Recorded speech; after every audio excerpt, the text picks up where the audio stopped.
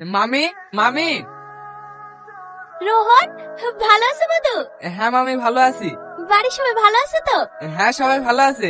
মামা কোথায় গেছে? তুমি আসবে শুনে তোমার বাবা বাজারে থেকে গেছে। কি রে, তুই তো অনেক বড় হয়ে গেছিস। তুই আবার ছোট আছিস নাকি? ভালো আছি। হ্যাঁ, তুই? আরে আমি তো সবসময় ভালো থাকি রে। হ্যাঁ বলো। কোথায় আছো? হে, একটু মামাদের বাড়ি এসছি, বিকালেই চলে যাব। ঠিক আছে। গার্লফ্রেন্ড নাকি?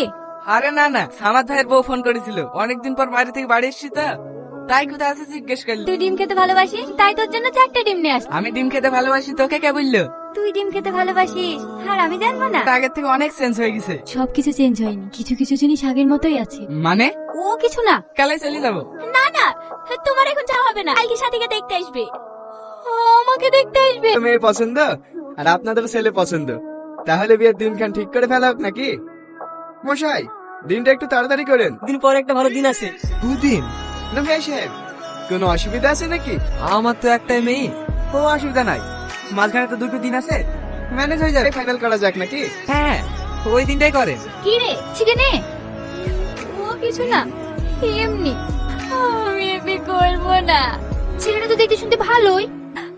আমি একজনকে ভালোবাসি। কাকে? রোহনকে। তুই কি ভালোবাসিস? ছোটবেলা থেকে। রোহনকে ভালোবাসিস বাড়িতে কেউ জানে? ঠিক আছে, আমি দেখছি। টপ্পা, বলবা বৌমা?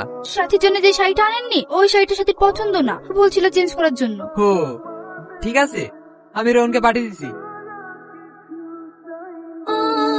বাইরে যা, আমার ভাবির সাথে কিছু কথা আছে। ভাবি, আব্বাকে বলেছো?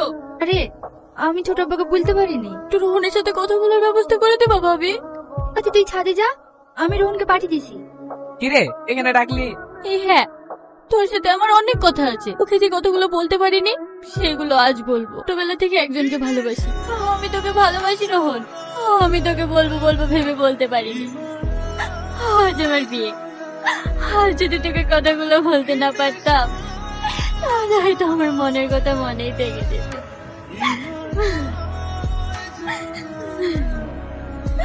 তুই আমাকে বিয়ে করতে পারবি রোহন? ও আব্বা,